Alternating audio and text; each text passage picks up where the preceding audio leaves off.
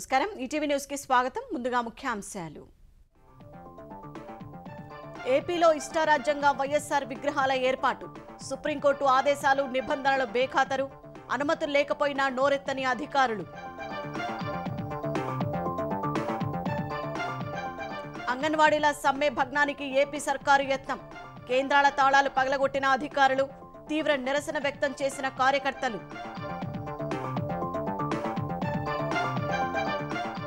250 కోట్ల పంచాయతీ నిధులపై వైకాపా సర్కారు కన్ను విద్యుత్ ఛార్జీలకు మళ్లించే యోజన ప్రభుత్వ తీరుపై సర్పంచుల ఆందోళన టీఎస్పీఎస్సీ వైఫల్యాలపై సిట్టింగ్ జడ్జితో విచారణ హైకోర్టుకు లేఖ రాయనున్నట్లు రేవంత్ వెల్లడి తన కాన్వాయ్లో కొత్త కార్లు అవసరం లేదన్న సీఎం ఎన్నికల ముందు పిలిచిన సాగునీటి టెండర్ల నిలిపివేత మంత్రి ఉత్తమ్ ఆదేశాలు ఉమ్మడి ఖమ్మం నల్గొండ జిల్లా ప్రాజెక్టులపై మంత్రుల సమీక్ష పార్లమెంటు ఘటనలో పోలీసుల కఠిన చర్యలు నలుగురిపై ఉపా చట్టం కింద కేసు నమోదు ఢిల్లీలో లొంగిపోయిన కీలక నిందితుడు లలిత్ రాజస్థాన్లో నేడు కొలువు తీరనున్న భాజపా సర్కార్ సీఎంగా ప్రమాణం చేయనున్న భజన్లాల్ శర్మ హాజరు కానున్న ప్రధాని హోంమంత్రి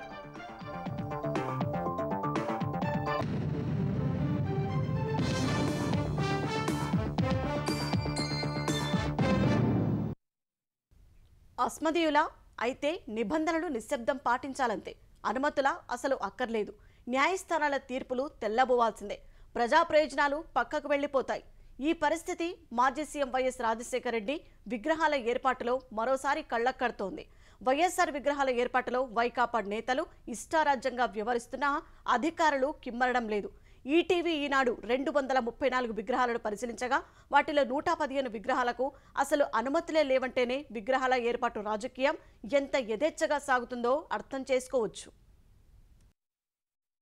ట్రాఫిక్కు ఇబ్బంది కలిగించేలా ప్రముఖుల విగ్రహాలు ఏర్పాటు చేయొద్దని సుప్రీంకోర్టు 10 ఏళ్ల క్రితం తీర్పు ఇచ్చినా ఆ వెంటనే ఉమ్మడి ఏపీలో అప్పటి సీఎస్ స్పష్టమైన ఆదేశాలిచ్చినా ప్రస్తుత వైకాపా ప్రభుత్వానికి అవేమీ పట్టడం లేదు.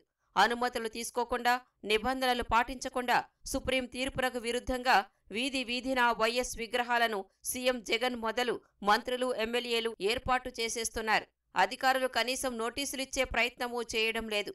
సీఎం జగన్ కడపలో ప్రభుత్వ ఆసుపత్రికి వెళ్లే మార్గంలో అనుమతులు తీసుకోకుండా ఏర్పాటు చేసిన వైఎస్ విగ్రహాన్ని 2 ఏళ్ల క్రితం ప్రారంభించారు. కడప నుంచి పులివెందుల వెళ్లే మార్గంలో ప్రధాన కూడలిలో కడప తిరుపతి బైపాస్ రోడ్లో భారీ విగ్రహాలు ఏర్పాటు చేశారు. మోచంపేట శంకరాపురం అంగడి వీధి ప్రాంతాల్లో రహదారుల మధ్యలో ఏర్పాటు చేసిన విగ్రహాలతో ట్రాఫిక్ సమస్యలు తలెత్తుతున్నాయి. కోఆపరేటివ్ కాలనీలో రద్దీగా ఉండే రోడ్డు మధ్య దిమ్మె కట్టి విగ్రహం పెట్టారు. Mariyapuram community hall Yanadi colony Sivanandapuram ప్రాంతాల్లో అనధికారికంగా విగ్రహాలు నెలకొల్పారు. విజయవాడ నగరాన్ని వైఎస్ఆర్ విగ్రహాలమయంగా చేస్తున్నారు. భవానీపురం క్రాంబే రోడ్ శివాలయం కూడలిలో 15 అడుగుల ఎత్తైన విగ్రహం ఏర్పాటుకు అనుమతినివ్వడం కుదరదని నగరపాలక సంస్థ అధికారులు చెప్పినా వైకాపా నేతలు వినలేదు. చట్ట విరుద్ధంగా ఏర్పాటు చేసిన విగ్రహాన్ని మంత్రి పెద్దిరెడ్డి ప్రారంభించారు. పోలీస్ కంట్రోల్ రూమ్ వద్ద ఏర్పాటు చేసిన వైఎస్ విగ్రహాన్ని ట్రాఫిక్ ఇబ్బందులతో గత ప్రభుత్వ హయాంలో తొలగిస్తే వైకాపా అధికారంలోకి వచ్చాక అవతార్ పార్కులో తిరిగి ఏర్పాటు చేశారు. 30 లక్షల ఖర్చును నగరపాలక సంస్థ నెత్తిన వేశారు. కార్పొరేషన్ నిధులతోనే విగ్రహానికి రంగులద్దారు. విశాఖలో వైకాపా పాలనలో 8 వైఎస్ఆర్ విగ్రహాలు ఏర్పాటు చేశారు. భీమునిపట్నం కొమ్మాదిలోని 2 విగ్రహాలకు జీవీఎంసీ అనుమతులు లేవు. 2014కి ముందు తగరపు వలస ప్రధాన కూడలి వద్ద బైపాస్ కూడలిలో రహదారుల మధ్యన నిబంధనలకు విరుద్ధంగా ఏర్పాటు చేసిన విగ్రహాలతో ట్రాఫిక్ సమస్య తలెత్తుతోంది. విశాఖ నగర పరిధిలో అన్ని రకాలు కలిపి 68 విగ్రహాలు ఉన్నట్లు గుర్తించారు. వీటిలో బీచ్ రోడ్లో 28 వరకు ఉండగా చాలా వాటికి అనుమతులు లేవు. కర్నూలు ఆర్ఎస్ రహదారిలోని ఎస్బీఐ కూడలిలో 10 ఏళ్ల క్రితం ఏర్పాటైన వైఎస్ విగ్రహంతో ట్రాఫిక్ సమస్య వేధిస్తోంది. సమస్య పరిష్కరించకపోగా అదే విగ్రహానికి 7 లక్షలతో మరిన్ని హంగులు దిద్ది వాటర్ ఫౌంటైన్ ఏర్పాటు చేశారు. ట్రాఫిక్ సమస్యలు మరింత పెరిగాయి. సెరీన్ నగర్లో రహదారి మధ్యలో ఉన్న వైఎస్ విగ్రహంతో స్థానికులకు ఇబ్బందులు తప్పడం లేదు. తిరుపతిలో వైకాపా పాలనలో అనుమతులు తీసుకోకుండా 2 వైఎస్ విగ్రహాలు ఏర్పాటు చేశారు. స్విమ్స్ ఆసుపత్రి ప్రధాన ద్వారం ఎదుట ఒకటి, వైఎస్ఆర్ బృహత్తర ప్రణాళిక రోడ్డు వద్ద మరో విగ్రహం నెలకొల్పారు. చట్ట విరుద్ధంగా ఏర్పాటు చేసిన వీటిపై బాధ్యులకు అధికారులు నోటీసులు ఇవ్వలేదు. అనంతపురం జిల్లాలో అనుమతులు తీసుకోకుండా జాతీయ రహదారిపై వైఎస్ విగ్రహం ఏర్పాటు చేశారు. బుక్కరాయ సముద్రం చెరువుకట్ట రోడ్, అనంతపురం తాడిపత్రి రహదారి కలిసే కూడలి వద్ద నెలకొల్పిన విగ్రహంతో చెరువుకట్ట పైనుంచి వచ్చే వాహనదారులకు అనంతపురం వైపు నుంచి వచ్చే వాహనాలు కనపడవు. సింగనమల ఎమ్మెల్యే జొన్నలగడ్డ పద్మావతి భర్త, ఏపీ విద్యాశాఖ సలహాదారు ఆలూరి సాంబశివారెడ్డి ఈ విగ్రహం ప్రారంభించారు. అధికారులు కిమ్మనలేదు. గుంటూరు నగర పరిధిలో 20కి పైగా వైఎస్ విగ్రహాలు ఉన్నాయి. వీటిలో చాలా వాటికి అనుమతులు లేవు. జగన్ పాదయాత్ర సమయంలో ఎక్కువగా వీటిని ఆవిష్కరించారు. ఆచార్య నాగార్జున విశ్వవిద్యాలయంలో వైఎస్ విగ్రహం పెట్టారని విద్యార్థి సంఘాల నేతలు ఆరోపిస్తున్నారు. పక్కనే ఉన్న కాజా ప్రాథమిక ఆరోగ్యం కేంద్రంలోనూ వైఎస్ఆర్ బొమ్మ పెట్టడంపై అభ్యంతరాలు ఉన్నాయి. పల్నాడు జిల్లా వినుకొండలో అనంతపురం గుంటూరు జాతీయ రహదారిపై మున్సిపల్ అధికారుల అనుమతులు లేకుండా ఇటీవలే వైఎస్ విగ్రహం ఏర్పాటు చేశారు. హైకోర్టు ఆదేశించిన నర్సరావుపేటలోని మయూరి లాడ్జ్ కూడలిలో ఏర్పాటు చేసిన వైఎస్ఆర్ విగ్రహం తొలగించకుండా అధికారులు మీనమేషాలు లెక్కిస్తున్నారు. రొంపిచెర్లలో అనుమతి లేకుండా అర్ధరాత్రి హడావుడిగా వైఎస్ విగ్రహం ఏర్పాటు చేశారు. ఇరుకైన మార్గం కావడంతో దుకాణదారులు, స్థానికులు వ్యతిరేకించినా ఫలితం లేకపోయింది. తాజాగా అంకిరెడ్డిపాలెంలో చెరువు అభివృద్ధి చేసి దాని మధ్యలో ఏర్పాటు చేస్తున్న వైఎస్ విగ్రహానికి అనుమతులు లేవు. ఒంగోలులోని ఒంగోలు కర్నూలు రహదారిలో సమతానగర్ వద్ద రోడ్డు మధ్యలో వైఎస్ రాజశేఖర రెడ్డి విగ్రహం ఏర్పాటు కోసం నిర్మించిన దిమ్మె ట్రాఫిక్కు పెద్ద సమస్యగా మారింది. హైకోర్టు స్టే ఇచ్చినా దిమ్మె తొలగించటం లేదు. ఏలూరులో 2019 తరువాత 15 విగ్రహాలు ఏర్పాటు కాగా చాలా వాటికి అనుమతులు లేవు. కాకినాడలో ఎమ్మెల్యే ద్వారంపూడి చంద్రశేఖర్ రెడ్డి అనుచరులు అనుమతులు తీసుకోకుండా వైఎస్ఆర్ విగ్రహాలు ఏర్పాటు చేస్తున్నా అధికారులు కన్నెత్తి చూడటం లేదు. రహదారిని ఆక్రమించి పార్వతీపురంలో పునరావిష్కరించిన వైఎస్ విగ్రహంతో ప్రజలు మరింత ఇబ్బందులకు గురవుతున్నారు. ఎక్కువ స్థలంలో దిమ్మెను కట్టడంతో 3 రోడ్ల కూడలి ఇరుకుగా మారింది. ఎన్టీఆర్ జిల్లా నందిగామ గాంధీ సెంటర్లో ట్రాఫిక్కు అడ్డంగా ఉన్నాయంటూ గాంధీ విగ్రహం తొలగించిన అధికారులు వైఎస్ విగ్రహం జోలికి వెళ్లలేదు. ప్రభుత్వ ఆసుపత్రి స్థలంలోని విగ్రహాలను తొలగించాలని న్యాయస్థానం ఆదేశించినా తదుపరి చర్యలు తీసుకోలేదు. మచిలీపట్నంలోని కృష్ణా విశ్వవిద్యాలయం ప్రాంగణంలో వర్సిటీ నిధులు 5 లక్షలు వెచ్చించి వైఎస్ రాజశేఖర రెడ్డి విగ్రహం ఏర్పాటు చేశారు. దీనిపై వివాదం చెలరేగగా ప్రస్తుతానికి ప్రారంభించలేదు. సమస్యల సాధన కోసం అంగన్వాడీ కార్యకర్తలు చేస్తున్న సమ్మెను వైకాపా ప్రభుత్వం అణిచివేసేందుకు యత్నిస్తోంది. ప్రభుత్వ యంత్రాంగంతో ఆంధ్రప్రదేశ్ వ్యాప్తంగా పలు అంగన్వాడీ కేంద్రాల తాళాలు పగలగొట్టారు. పౌష్టికాహార నిల్వలను సచివాలయాలకు తరలించారు. ఎన్టీఆర్ జిల్లాలోని నందిగామ, రామవరపాడు, ప్రసాదంపాడులోని అంగన్వాడీ కార్యాలయాల తాళాలు పగలగొట్టి అధికారులు, సచివాలయ సిబ్బంది లోపలికి ప్రవేశించారు. పెనుగంచిప్రోలులో అంగన్వాడీ కేంద్రాల తాళాలు పగలగొడుతున్నారన్న సమాచారంతో అంగన్వాడీ కార్యకర్తలు ఎంపీడీఓ కార్యాలయం వద్ద ఆందోళనకు దిగారు. వైఎస్ఆర్ జిల్లా ప్రొద్దుటూరులోని గ్రామీణ పోలీస్ స్టేషన్ వద్ద కార్యకర్తలు నిరసన తెలిపారు. శ్రీ సత్యసాయి జిల్లా సోమందేపల్లె మండల కేంద్రంలోని అంగన్వాడీ కేంద్రాల తాళాలను డిప్యూటీ తహసీల్దార్ ఆధ్వర్యంలో బద్దలు కొట్టడంపై కార్యకర్తలు ఆందోళన వ్యక్తం చేశారు. ఉరవకొండలో తాళాలు పగలగొట్టిన వారిపై క్రిమినల్ చర్యలు తీసుకోవాలని పోలీస్ స్టేషన్లలో ఫిర్యాదు చేశారు. ఉమ్మడి నెల్లూరు జిల్లా వెంకటగిరి మున్సిపాలిటీలో 52 అంగన్వాడీ కేంద్రాలను తెరిచేందుకు అధికారులు ప్రయత్నించగా స్థానికులు, అంగన్వాడీ సిబ్బంది అడ్డుకున్నారు. 2 రోజులుగా తిండి తిప్పలు లేకుండా సమ్మె చేస్తుంటే ప్రభుత్వానికి కనికరం కూడా లేదని మార్కాపురంలో అంగన్వాడీ కార్యకర్తలు కన్నీటి పర్యంతమయ్యారు. ఏం లేదు సార్, మేము కష్టపడేదానికి మేము అడుగుతా ఉంటే మాకు మా అంగన్వాడీ స్కూళ్ళకి తాళం వేస్తా ఉన్నారు సార్, మమ్మల్ని అడ్డుకుంటా ఉన్నారు సార్. సమ్మెలో టీచర్లు ఉంటారు, ఆయాలు మాత్రము బళ్ళు తెరవండి, బళ్ళ ఉండండి అని చెప్తున్నారు సార్. ఇది ఎక్కడ న్యాయం సార్? ఈ విధంగా అంగన్వాడీలను ఇబ్బంది పెడుతున్నారు. మహిళల్ని ఇబ్బంది పెట్టినటువంటి ప్రభుత్వాలు బతికి బట్టగట్టినట్టు చరిత్రలోనే లేదు. అంగన్వాడీలో ఉసురు పోసుకొని ఈ గవర్నమెంట్ పోవటం అనేటువంటిది తథ్యం. ముఖ్యమంత్రి జగన్ ఆయన బంధుగణానికి అనుచిత లబ్ధి కలిగేలా వైకాపా ప్రభుత్వం తీసుకున్న నిర్ణయాలపై సీబీఐతో దర్యాప్తు చేయించాలని దాఖలైన పిల్లో ప్రతివాదులకు ఈమెయిల్ ద్వారా నోటీసులు పంపేందుకు హైకోర్టు అనుమతి ఇచ్చింది. వ్యక్తిగతంగా కూడా నోటీసులు అందజేసేందుకు పిటిషనర్ రఘురామకు వెసులుబాటు కల్పించింది. విచారణను వచ్చే ఏడాది జనవరి 2కు వాయిదా వేసింది. పిల్పై అభ్యంతరం వ్యక్తం చేస్తూ ప్రభుత్వ ప్రధాన కార్యదర్శి దాఖలు చేసిన ప్రాథమిక కౌంటర్కు తిరుగు సమాధానం ఇవ్వాలని ఎంపీ రఘురామను ఆదేశించింది. మరోవైపు ఈ వ్యాజ్యంలో ప్రతివాదులుగా ఉన్న ముఖ్యమంత్రి జగన్, ఎంపీ విజయసాయిరెడ్డి తదితరుల నిందితుల తరపున వకాలత్ దాఖలు చేస్తున్నట్లు న్యాయవాదులు ధర్మాసనానికి తెలిపారు. కౌంటర్ వేస్తామని పేర్కొన్నారు. సిబిఐ దర్యాప్తు కోసం ఎంపీ రఘురామ వేసిన బిల్పై హైకోర్టులో మరో విచారణ జరిగింది. మొత్తం 41 మంది ప్రతివాదులలో ఇంకా 22 మందికి నోటీసులు అందాల్సి ఉందని పిటిషనర్ తెలిపారు. నోటీసులు అందని వారికి వ్యక్తిగతంగా ఈమెయిల్ ద్వారా వాటిని అందజేసేందుకు అనుమతి ఇవ్వాలని కోరారు. అందుకు ధర్మాసనం అంగీకరించింది. నిర్మాణమే జరగని రింగ్ రోడ్డులో కుట్ర కూడా ఉందని ఏపీ సిఐడి చేస్తున్న వాదన ఆశ్చర్యానికి గురిచేస్తోందని తెలుగుదేశం అధినేత చంద్రబాబు తరపు న్యాయవాది సిద్ధార్థ లూత్రా అన్నారు. ఈ కేసులో చంద్రబాబు దాఖలు చేసిన ముందస్తు బెయిల్పై హైకోర్టులో లూత్రా వాదనలు వినిపించారు. రాజకీయ దురుద్దేశంతోనే కేసులు నమోదు చేశారని చెప్పారు. ఇన్నర్ రింగ్ రోడ్డు కోసం 1 ఎకరా కూడా సేకరించలేదన్నారు. రాజధాని నిర్మాణమే నిలిపివేశారని, ఇక రింగ్ రోడ్డు ప్రస్తావన ఎక్కడిదని ప్రశ్నించారు. రింగ్ రోడ్డు ఇప్పటికీ ఉనికిలో ఉందని భావించినట్లయితే 2014 నుంచి బాధ్యులైన అధికారులను విచారణ చేయాల్సి వస్తుందన్నారు. 2 పడవలపై ప్రయాణం చేస్తున్న కొందరు అధికారులు నీటిలో మునగడం ఖాయమన్నారు. నామినేటెడ్ పద్ధతిలో సుర్బానా జురాంగ్ సంస్థకు పనులు అప్పగించారని సిఐడి వాదనలో వాస్తవం లేదన్నారు. లింగంనేని సంస్థ రాష్ట్ర విభజనకు ముందే 2012లోనే భూములు కొనుగోలు చేసిందన్నారు. హెరిటేజ్ సంస్థ 2014 మార్చి, ఏప్రిల్ నెలలో ఏపీలోనే కాకుండా దేశంలోని వివిధ ప్రాంతాల్లో భూములు కొనుగోలు చేసిందన్నారు. సిఐడి తరపున ఏజీ శ్రీరామ్ వాదనలు వినిపించారు. సిఆర్డీఏ చట్ట నిబంధనలను ఉల్లంఘించిన నేపథ్యంలో ఆ చట్టంలోని సెక్షన్ 146 కింద పిటిషనర్ ప్రాసిక్యూషన్ నుంచి రక్షణ పొందలేరన్నారు. రాజకీయ ప్రతీకారంతో కేసు నమోదు చేశామన్న ఆరోపణల్లో వాస్తవం లేదన్నారు.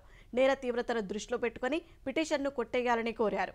పూర్తిస్థాయి వాదనల కోసం విచారణ సోమవారానికి వాయిదా పడింది. ఉచిత ఇసుక కేసులను ముందస్తు బెయిల్ పిటిషన్పై విచారణ సోమవారానికి వాయిదా పడింది.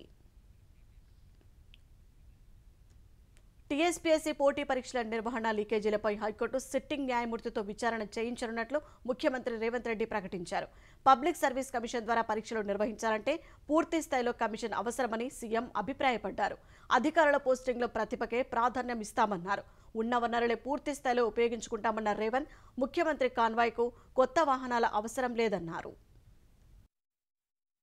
తెలంగాణ పబ్లిక్ సర్వీస్ కమిషన్ పోటీ పరీక్షల నిర్వహణ, ప్రశ్నాపత్రాల లీకేజీపై హైకోర్టు సిట్టింగ్ న్యాయమూర్తితో విచారణ చేయించనున్నట్లు ముఖ్యమంత్రి రేవంత్ రెడ్డి తెలిపారు. విచారణకు సిట్టింగ్ జడ్జిని కేటాయించాలని కోరుతూ హైకోర్టుకు లేఖ రాయనున్నట్లు తెలిపారు. అసెంబ్లీలోని తన కార్యాలయంలో విలేకరులతో ఇష్టాగోష్ఠిగా మాట్లాడిన రేవంత్ ప్రభుత్వంపై ఎలాంటి అదనపు వ్యయం, భారం లేకుండా ఉన్న మౌలిక వసతులను పూర్తిగా ఉపయోగించుకుంటామన్నారు. తన కాన్వాయ్లో వాహనాలు మార్చటం లేదని స్పష్టం చేశారు. ముఖ్యమంత్రి కాన్వాయ్ కోసం కొత్త వాహనాలను కొనుగోలు చేయవద్దని అధికారులను ఆదేశించినట్లు చెప్పారు. కాన్వాయ్లో వాహనాల సంఖ్యను తగ్గించాలని సూచించినట్లు తెలిపారు. గతంలోని సీఎం నివాసం, నేటి ప్రజాభవన్ పరిధిలో భవనాలను పూర్తి స్థాయిలో ఉపయోగించుకోనున్నట్లు సీఎం తెలిపారు. ఢిల్లీ తుగ్లక్ రోడ్లో ఉన్న సీఎం అధికారిక నివాసమే కొనసాగుతుందన్నారు. పారదర్శకంగా ప్రతిభకు ప్రాధాన్యం ఇచ్చేలా ఉన్నతాధికారుల పోస్టింగులు ఉంటాయన్నారు. ఎయిర్పోర్ట్, మెట్రో రైల్ ప్రాజెక్ట్ అంత ఉపయోగకరం కాదని సీఎం అభిప్రాయపడ్డారు. ఈ నేపథ్యంలోనే మెట్రో రైల్ అలైన్మెంట్లో మార్పులు ప్రతిపాదించామన్నారు. గత ప్రభుత్వ హయాంలో వ్యవసాయానికి 8 నుంచి 10 గంటల వరకు మాత్రమే సరఫరా అయ్యేదని వెల్లడైందని రేవంత్ తెలిపారు. ఎంసీహెచ్ఆర్డీ సాధారణ కార్యకలాపాలకు ఎలాంటి ఇబ్బంది లేకుండా అక్కడ క్యాంపు కార్యాలయం ఏర్పాటుపై దృష్టి సారించామన్నారు. ప్రజలకు ఇబ్బంది లేకుండా క్యాంపు కార్యాలయంలోకి వెళ్లేందుకు వీలుగా ప్రత్యేకంగా ఖాళీ స్థలం వైపు గేట్ ఏర్పాటు చేయడం వల్ల ఉపయోగం ఉంటుందన్నారు. శాసనసభ, శాసన మండలి ఒకే ఆవరణలో ఉండేలా చర్యలు తీసుకుంటున్నామన్నారు. ప్రస్తుతం ఉన్న భవనాలనే ఉపయోగించుకుంటూ కొన్ని మార్పులతో ప్రత్యేకంగా పార్లమెంటు సెంట్రల్ హాల్ లాంటి వసతి ఉండేలా దృష్టి సారించామన్నారు. జూబ్లీ హాల్ను గతంలో మాదిరి ప్రత్యేక సమావేశాలు, కార్యక్రమాలకు ఉపయోగించుకుంటామన్నారు. ఉభయ సభలను ఉద్దేశించి గవర్నర్ ప్రసంగం అనంతరం శాసనసభ సమావేశాల కొనసాగింపుపై నిర్ణయం తీసుకుంటామన్నారు. తెలంగాణలో సాగునీటి ప్రాజెక్టులకే తొలి ప్రాధాన్యం ఇవ్వాలని నీటిపారుదల శాఖను మంత్రులు ఆదేశించారు. సాగునీటి ప్రాజెక్టుల నిర్మాణాలకు ఏకీకృత విధానం అమలు చేయాలని సూచించారు. కేసీఆర్ ప్రభుత్వం అవలంబించిన విధానాలు, అధికారుల వైఖరిపై మంత్రులు మండిపడ్డారు. రీడిజైనింగ్ పేరిట అంచనాలను భారీగా పెంచినప్పటికీ అదనంగా 1 ఎకరం ఆయకట్టు పెరగలేదన్నారు. ఎన్నికలకు ముందు నీటిపారుదల శాఖలో పిలిచిన టెండర్లు, కేటాయించిన పనులను వెంటనే నిలిపివేయాలని ఆదేశించారు. ఉమ్మడి ఖమ్మం, నల్గొండ జిల్లాల నీటిపారుదల అంశాలపై సచివాలయంలో సుదీర్ఘ సమీక్ష జరిగింది. సీతారామ ప్రాజెక్ట్, డిండి, ఉదయ సముద్రం, బ్రాహ్మణ వెల్లెంల, ఎస్ఎల్బీసీ టన్నెల్, నక్కలగండి, చెర్ల రిజర్వాయర్లు, బునాదిగాని, పిలాయిపల్లి, ధర్మారెడ్డి, మూసి కాలువల పెండింగ్ పనులు, వాటి పురోగతిపై చర్చించారు. కాంగ్రెస్ ప్రభుత్వ హయాంలో 2400 కోట్లతో చేపట్టిన ఇందిరా, రాజీవ్ సాగర్ ప్రాజెక్టులను రీడిజైనింగ్ పేరిట 13,000 కోట్లకు ఎందుకు పెంచాల్సి వచ్చిందని అధికారులను ఉప ముఖ్యమంత్రి మల్లు భట్టి విక్రమార్క ప్రశ్నించారు. ప్రాజెక్టు అంచనా వ్యయం పెంచటం వల్ల అదనంగా ఆయకట్టు పెరిగిందా అన్న భట్టి ప్రశ్నకు అధికారులు ఏమాత్రం పెరగలేదని సమాధానం చెప్పారు. శబరి, గోదావరి నదులు కలిసిన చోట 365 రోజుల పాటు గ్రావిటీ ద్వారా నీళ్లు వచ్చే ప్రాంతాన్ని విస్మరించి సీతారామ ప్రాజెక్టుగా రీడిజైనింగ్ చేసి లిఫ్ట్ ఇరిగేషన్ పెట్టడం వల్ల అంచనా వ్యయం పెరిగింది తప్ప 10 ఏళ్లలో ఒక్క ఎకరాకైనా అదనంగా నీళ్లు ఇచ్చారా అని ఆయన నిలదీశారు. నాగార్జునసాగర్ ఎడమ కాలువ ద్వారా ఏపీకి నీళ్లు వెళ్లే జోన్ 3లో ఉన్న ఖమ్మం జిల్లాలోని కొన్ని గ్రామాలను జోన్ 2లోకి మార్చాలని ఆదేశించారు. 10 ఏళ్లుగా ఎస్ఎల్బీసీ పనులు నత్తనడకగా సాగడం విచారకరమన్నారు. తక్కువ అంచనా వ్యయంతో పెండింగ్లో ఉండి 90% పైగా పూర్తయిన ప్రాజెక్టులను గుర్తించి పూర్తి చేయడానికి అన్ని అంశాలపై నివేదిక ఇవ్వాలని ఉప ముఖ్యమంత్రి భట్టి ఆదేశించారు. హెడ్ వర్క్స్ పూర్తి చేయకుండా చివరి కాలువలు పూర్తి చేసుకుంటే ఫలితం ఏముంటుందని అధికారులను నీటిపారుదల శాఖ మంత్రి ఉత్తమ్ కుమార్ రెడ్డి ప్రశ్నించారు. 200-300 కోట్లతో పూర్తయ్యే ప్రాజెక్టులను గత ప్రభుత్వం పూర్తిగా నిర్లక్ష్యానికి గురిచేసి 1000 కోట్లతో కొత్త ప్రాజెక్టులను ప్రారంభించి ప్రజలపై భారం మోపిందని మండిపడ్డారు. పెండింగ్లో ఉన్న సాగునీటి ప్రాజెక్టులను 4 రకాలుగా విభజించాలని మంత్రి ఆదేశించారు. 6 నెలలు, ఏడాది, 18 నెలలు, 2 ఏళ్లలో పూర్తయ్యే ప్రాజెక్టులను గుర్తించి వాటికి కావలసిన అంచనా వ్యయంపై వెంటనే నివేదికలు ఇవ్వాలని స్పష్టం చేశారు. ఎన్నికలకు ముందు పిలిచిన టెండర్లను వెంటనే నిలిపివేయాలని, పనులు కేటాయించిన వాటిని కూడా ఆపివేయాలని ఉత్తమ్ కుమార్ రెడ్డి ఆదేశించారు. చెరువుల మరమ్మతులు, చెక్ డ్యాంల నిర్మాణం కోసం ఎమ్మెల్యేల నుంచి వచ్చే సిఫార్సులను స్వీకరించి వాటికి కావలసిన నిధుల మంజూరుకు కృషి చేయాలని ఆదేశాలిచ్చారు. గత ప్రభుత్వం రీడిజైనింగ్ చేసిన సీతారామ ప్రాజెక్టు వల్ల వెనక్కి రాలేము, ముందుకు పోలేమన్న పరిస్థితి ఉందని, ఇది బ్యాడ్ రీడిజైనింగ్ లా ఉందని మంత్రి అసంతృప్తి వ్యక్తం చేశారు. సీతారామ ప్రాజెక్టు పనులకు సంబంధించిన వివరాలు సమగ్రంగా చెప్పని అధికారులపై మంత్రి పొంగులేటి శ్రీనివాసరెడ్డి ఆగ్రహం వ్యక్తం చేశారు. గత ప్రభుత్వంలో నల్గొండ జిల్లా సాగునీటి ప్రాజెక్టులపై ఎక్కడలేని నిర్లక్ష్యం వహించారని కోమటిరెడ్డి వెంకటరెడ్డి ఆగ్రహం వ్యక్తం చేశారు. ఉదయ సముద్రం ప్రాజెక్టు 2014 నాటికే 90% పూర్తయినప్పటికీ మిగిలిన 10% పనులను ఈ 10 ఏళ్లలో ఎందుకు పూర్తి చేయలేకపోయారని మంత్రి కోమటిరెడ్డి ప్రశ్నించారు. పనులు పూర్తయితే 1,00,000 పైచిలుకు ఎకరాలకు సాగునీరు అందేదన్నారు. ఇక నుంచి ఉమ్మడి నల్గొండ జిల్లాలో ఒక్క ప్రాజెక్టు పెండింగ్లో ఉండకుండా చూడాలని అధికారులను వెంకటరెడ్డి ఆదేశించారు. నాగార్జునసాగర్ జలాశయంలో ఉన్న నీటి నిల్వలు, వాటి వాడకం గురించి సమావేశంలో చర్చించారు. వేసవిలో తాగునీటికి ఇబ్బందులు కలగకుండా ఇప్పటి నుంచే తగిన చర్యలు తీసుకోవాలని మంత్రులు ఆదేశించారు. పార్లమెంటులో అలజడి రేపిన ఘటనలో పోలీసులు 4 నిందితులపై తీవ్రవాద చర్యల కింద కేసులు నమోదు చేశారు. గురువారం వారిని ఢిల్లీలోని ప్రత్యేక కోర్టులో హాజరుపరచగా న్యాయస్థానం 7 రోజుల కస్టడీ విధించింది. లోక్సభ ఘటనలో ప్రధాన సూత్రధారిగా అనుమానిస్తున్న లలిత్ మోహన్ ఝా స్వయంగా వచ్చే కర్తవ్యపథ్ పోలీస్ స్టేషన్లో లొంగిపోయాడు. విచారణ కోసం లలిత్ను స్పెషల్ సెల్కు అప్పగించినట్టు పోలీసు వర్గాలు వెల్లడించాయి. దేశవ్యాప్తంగా సంచలనం సృష్టించిన పార్లమెంటు ఘటనలో ఇప్పటికే అరెస్టైన 4 నిందితులు సాగర్ శర్మ, మనోరంజన్, అమోల్, నీలం దేవిపై ఐపీసీ సెక్షన్లతో పాటు చట్ట వ్యతిరేక కార్యకలాపాల నిరోధక చట్టం యూఏపీఏ కింద కేసు నమోదు చేశారు. నిందితులు పార్లమెంటుకు చేరుకోవడానికి ముందు గురుగ్రామ్లో బస చేసిన విక్కీ శర్మ, ఆయన భార్యను నిందితుల గురించి ప్రశ్నించిన పోలీసులు తర్వాత వారిని ఇంటికి పంపేశారు. అవసరమైనప్పుడు పిలిస్తే రావాలని వారిద్దరికీ చెప్పారు. కేసు దర్యాప్తులో మరో 2 పాత్ర కూడా బయటపడిందని, నిందితులందరూ పక్కా ప్రణాళికలో భాగంగానే ప్రతిదీ చేశారని పోలీసు వర్గాలు తెలిపాయి. ఢిల్లీలోని ఉపా కేసుల ప్రత్యేక న్యాయస్థానంలో 4 నిందితులను హాజరుపరచగా ఎన్ఐఏ కేసుల ప్రత్యేక న్యాయమూర్తి హర్దీప్ కౌర్ వారికి 7 రోజుల కస్టడీ విధించారు. విచారణ సందర్భంగా పోలీసులు 15 రోజుల కస్టడీని కోరారు. 4 నిందితులు తీవ్రవాద చర్యకు పాల్పడ్డారని, వారు పార్లమెంటులో భయాన్ని ప్రేరేపించడానికి యత్నించారని పోలీసులు చెప్పారు. ఇది పార్లమెంటుపై పక్కా ప్రణాళికతో జరిగిన దాడి అని, ఉపా చట్టంలోని ఉగ్రవాదానికి సంబంధించిన సెక్షన్ 16, 18లను జత చేసినట్లు పోలీసులు తెలిపారు.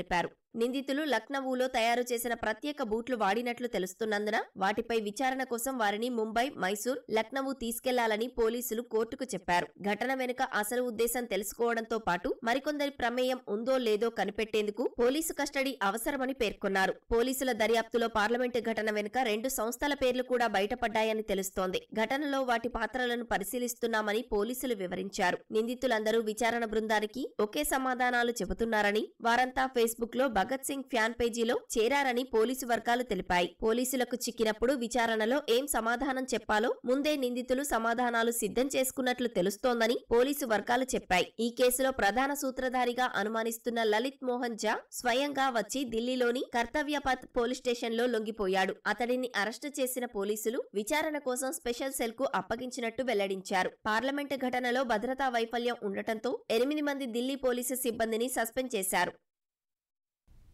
అత్యవసర పనుల కోసం సర్పంచులు పంచాయతీ ఖాతాల్లో ఉంచిన 15వ ఆర్థిక సంఘం నిధులను వైకాపా ప్రభుత్వం వాడేసుకోవడానికి యత్నిస్తున్నట్టు తెలుస్తోంది. ఖాతాలో నిధులు వెంటనే వినియోగించుకున్నట్లయితే మరోసారి విద్యుత్ ఛార్జీలకి సర్దుబాటు చేస్తామని అధికారులు సంకేతాలు ఇస్తున్నారు. పంచాయతీరాజ్ గ్రామీణాభివృద్ధి శాఖ ఉన్నతాధికారి ఒకరు జిల్లా పంచాయతీ అధికారులకు 2 రోజుల కింద ఇదే విషయాన్ని చెప్పినట్లు సమాచారం. దీనిపై వారు పంచాయతీ కార్యనిర్వాహక అధికారులకు సమాచారం ఇచ్చారని తెలుస్తోంది. 2022-23 సంవత్సరానికి మొదటి విడతగా కేంద్రం విడుదల చేసిన 988 కోట్ల 15 ఆర్థిక సంఘం నిధుల్లో దాదాపు 350 కోట్లను వైకాపా ప్రభుత్వం విద్యుత్ ఛార్జీల రూపంలో డిస్కంలకు మళ్లించింది. మిగతా మొత్తాలను ఈ ఏడాది జూన్లో పంచాయతీల ఖాతాల్లో వేయగా అందులో 250 కోట్ల వరకు ఇంకా మిగిలి ఉన్నట్లు జగన్ ప్రభుత్వం గుర్తించింది. అత్యవసర పనుల కోసం సర్పంచులు వీటిని ఖాతాల్లో నెలాఖరులోగా వినియోగించుకోవాలని అధికారులు ఒత్తిడి తెస్తున్నారు. వాటిని ఖర్చు చేస్తేనే 2వ విడత నిధులను కేంద్రం విడుదల చేస్తుందని చెబుతున్నారు. లేదంటే మరోసారి విద్యుత్ ఛార్జీల బకాయిలకు ఆ నిధులు మళ్లించాలని యోచిస్తున్నట్టు కనిపిస్తోందని సర్పంచులు వాపోతున్నారు. బంగారుపల్లెంలో తెలంగాణ ఆర్థిక వనరులను కాంగ్రెస్ ప్రభుత్వానికి అప్పగించామని భారత సీనియర్ నేత వినోద్ కుమార్ అన్నారు. అప్పుల రాష్ట్రమని ముఖ్యమంత్రి రేవంత్ రెడ్డి, ఉప ముఖ్యమంత్రి భట్టి విక్రమార్క, కాంగ్రెస్ నేతలు పదే చెప్పడం సరికాదన్నారు. ఆర్థిక వనరులలో తెలంగాణ దేశంలోనే 2వ స్థానంలో నిలిచిందన్న ఆయన రిజర్వ్ బ్యాంకు నివేదికే ఈ విషయాన్ని స్పష్టం చేసిందని చెప్పారు. 10 ఏళ్ల కాలంలో ఎంతో శ్రమించి భారత అధినేత కేసీఆర్ సాధించిన ఆర్థిక వనరులను కాంగ్రెస్ ప్రభుత్వం జాగ్రత్తగా ఉపయోగించుకోవాలని వినోద్ కుమార్ సూచించారు. ఒత్తిడిని విజయంగా మార్చడం ద్వారా విద్యార్థులు చిరునవ్వుతో పరీక్షలు రాసేలా చేయడమే తన పరీక్షపై చర్చ కార్యక్రమం లక్ష్యమని ప్రధాని నరేంద్ర మోదీ అన్నారు. విద్యార్థుల్లో పరీక్షల భయాన్ని పోగొట్టేందుకు ప్రధాని ఏటా నిర్వహించే పరీక్షపై చర్చ కార్యక్రమానికి రిజిస్ట్రేషన్లు ప్రారంభించినట్లు కేంద్ర విద్యాశాఖ ఎక్స్లో చేసిన పోస్టుకు ఆయన ఈ మేరకు బదులిచ్చారు. ఎక్స్ వేదికగా పలు పోస్టులకు ఆయన సమాధానమిచ్చారు. మరోవైపు పరీక్షపై చర్చ కార్యక్రమానికి రిజిస్ట్రేషన్లు ప్రారంభించినట్లు కేంద్ర విద్యాశాఖ వెల్లడించింది. మోదీతో మాట్లాడేందుకు ఆసక్తి ఉన్న విద్యార్థులు, ఉపాధ్యాయులు, తల్లిదండ్రులు ఎవరైనా అధికారిక వెబ్సైట్లో తమ వివరాలను నమోదు చేసుకోవచ్చని తెలిపింది. జనవరి 12 వరకు గడువు విధించింది. మరోవైపు పరీక్షపై చర్చ తేదీని త్వరలోనే వెల్లడిస్తామని కేంద్ర విద్యాశాఖ అధికారిక ఎక్స్ ఖాతాలో పోస్ట్ చేసింది. రాజస్థాన్లో నేడు భాజపా ప్రభుత్వం కొలువు తీరనుంది. జైపూర్లోని చారిత్రక ఆల్బర్ట్ హాల్లో ముఖ్యమంత్రిగా భజన్లాల్ శర్మ, ఉప ముఖ్యమంత్రులుగా దియా కుమారి, ప్రేమ్చంద్ భైరవాలతో గవర్నర్ కల్రాజ్ మిశ్రా ప్రమాణ స్వీకారం చేయించనున్నారు. ప్రధానమంత్రి నరేంద్ర మోదీ, హోంమంత్రి అమిత్ షా, భాజపా అధ్యక్షుడు జేపీ నడ్డా, పలువురు కేంద్ర మంత్రులు, భాజపా పాలిత రాష్ట్రాల ముఖ్యమంత్రులు కూడా ప్రమాణ స్వీకార కార్యక్రమానికి హాజరు కానున్నారు. దక్షిణాఫ్రికాతో జరిగిన 3 మ్యాచ్ల టీ20 సిరీస్ను భారత్ సమన్ చేసింది. జోహానెస్బర్గ్ వేదికగా జరిగిన నిర్ణయాత్మక 3వ టీ20లో ఆతిథ్య జట్టును టీమిండియా చిత్తు చేసింది. సఫారీలపై 106 పరుగుల తేడాతో గెలిచి సిరీస్ను 1-1తో డ్రాగా ముగించింది. తొలుత బ్యాటింగ్ చేసిన భారత జట్టు నిర్ణీత 20 ఓవర్లలో 7 వికెట్ల నష్టానికి 201 పరుగులు చేసింది. కెప్టెన్ సూర్యకుమార్ యాదవ్ 100 పరుగులతో చెలరేగి ఆడాడు. జైస్వాల్ 60 పరుగులతో రాణించాడు. దక్షిణాఫ్రికా బౌలర్లలో మహారాజ్, విలియమ్స్ తలో 2 వికెట్లు పడగొట్టారు. 202 పరుగుల లక్ష్యంతో బరిలోకి దిగిన దక్షిణాఫ్రికా 13.5 ఓవర్లలో 95 పరుగులకే ఆలౌట్ అయింది. డేవిడ్ మిల్లర్ 35, మార్క్రమ్ 25 మినహా మిగిలిన బ్యాటర్లు విఫలమయ్యారు. భారత బౌలర్లో కుల్దీప్ యాదవ్ 5 వికెట్లతో దక్షిణాఫ్రికా పతనాన్ని శాసించాడు. జడేజా 2, ముఖేష్ కుమార్, హర్షదీప్ సింగ్ తలో వికెట్ తీశారు.